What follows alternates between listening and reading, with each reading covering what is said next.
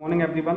Okay, तो जैसा कि हमने कल शुरू किया था हमारा ज्योग्राफी का first chapter resource and development, जिसमें मैंने आपको कल बताया था कि रिसोर्सेज क्या होते हैं। ठीक है, एक बार फिर से देख लेते हैं। Everything available in our environment which can be use to satisfy our needs.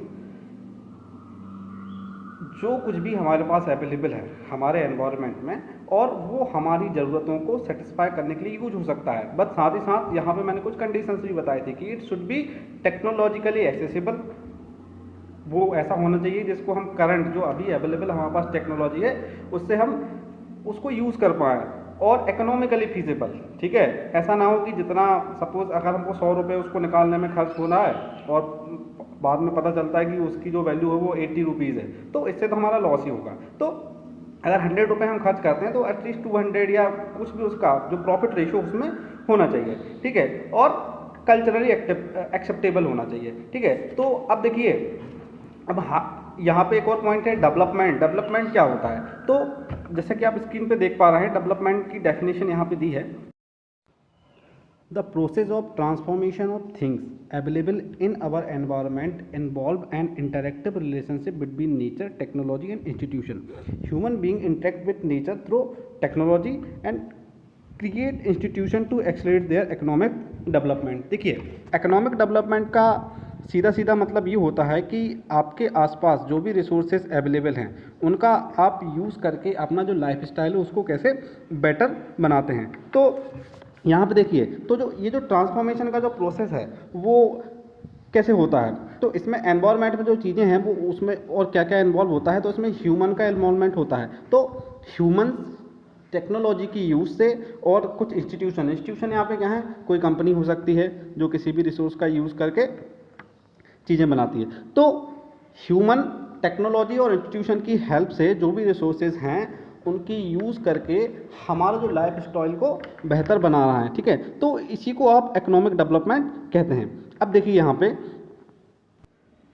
यहाँ पे ज़्यादातर लोगों को ये लगता है कि जो रिसोर्सेज हैं वो बिल्कुल फ्री हैं क्योंकि नेचर ने बाय डिफ़ॉल्ट हमको दिए हुए हैं। लेकिन देखिए, मैंने आपको क्या बताया था, कोई भी चीज़ जो नेचर ने हमको दी है वो रिसोर्स हमारे लिए तभी कहलाएगी जब हम उसको यूज़फुल फॉर्म में हमारे पास लेके आ पाएँ। अब कोई चीज़ ज़मीन में पड़ी हुई है तो वो हमारे कोई काम की नहीं है, तो उसको रिसोर्स में कन्वर्ट करने के लिए ह्यूमन एक्टिविटी की रिक्वायरमेंट होती है। तो इस ह्यूमन एक्टिविटी में ह्यूमन इन्वॉल्व होते हैं, साथ ही साथ टेक्नोलॉजी इन्वॉल्व होती है, और साथ ही साथ इंस्टीट्यूशंस क्या होते हैं? इंस्टीट्यूशन आप यहाँ पे कोई भी एक ऑर्गेनाइजेशन या ग्रुप ऑफ पीपल बोल सकते हो। तो ये सब मिलके और टेक्नोलॉजी का यूज़ करके जो भी नेचर ने हमको दिया है उसको यूज़फुल एक मटेरियल में कन्वर्ट करता है, तब वो हमको हमारे लिए रिसोर्स कहलाता है। अदरवाइज वो पड़ा हुआ है, हमारे लिए वो उसका कोई वैल्यू नहीं है। अब देखिए, जो रिसोर्सेज हैं उनको उनकी यूजेबिलिटी या ऑब्टेनेबिलिटी के हिसाब से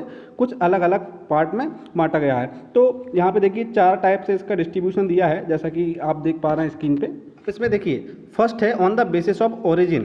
देखो, ओरिजिन किस तरह से वो जो कंपोनेंट है वो बने हुए हैं। ठीक है, बायोटिक एंड एबायोटिक। ठीक है, सेकेंड जो क्लासिफिकेशन है ऑन द बेसिस ऑफ एग्जॉस्टेबिलिटी। ठीक है, किस तरह से मतलब वो खत्म होने वाले हैं या उनको दोबारा बनाया जा सकता है उस बेसिस पे। ठीक है, थर्ड है on the basis of ownership. अब देखिए, ऑनरशिप का मतलब होता है मालिकाना हक।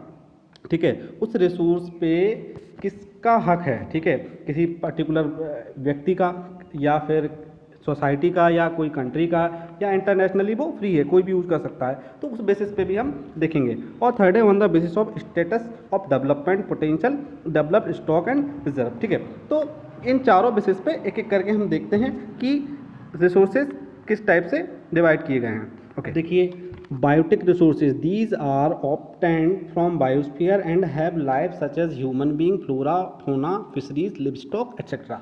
तो बायोटिक का मतलब होता है, आसान भाषा में अगर आप देखें तो वो सारे रिसोर्सेज, वो सारे कंपोनेंट जो कहीं ना कहीं हमारे लिए यूज़फुल हैं और उनमें लाइफ है। ठीक है, जैसे ह्यूमंस बायोटिक रिसोर्स है।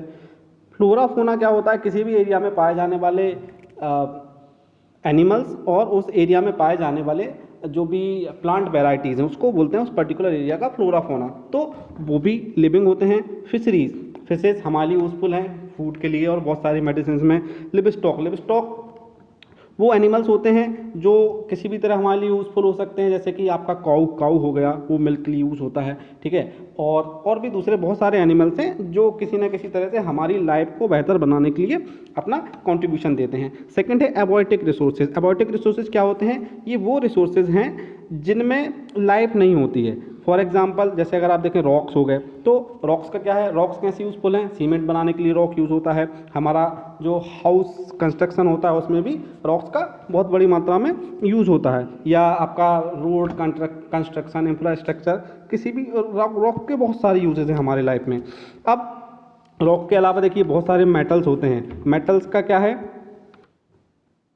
मेटल्स हमारे लिए किस तरह से यूज़फुल है? तो देखिए वो भी हाउस कंस्ट्रक्शन में, कोई भी देखिए आप कोई भी व्हीकल हो गया, या आप बहुत अच्छे तरीके से जानते हैं अलग अलग मेटल्स के अलग अलग यूजेस हैं। एल्यूमिनियम हो गया, व्हीकल्स बनाने में काम आता है। आयरन हो गया, हैवी मटेरियल जो मजबूत चीज़ बनानी उसको काम आता है।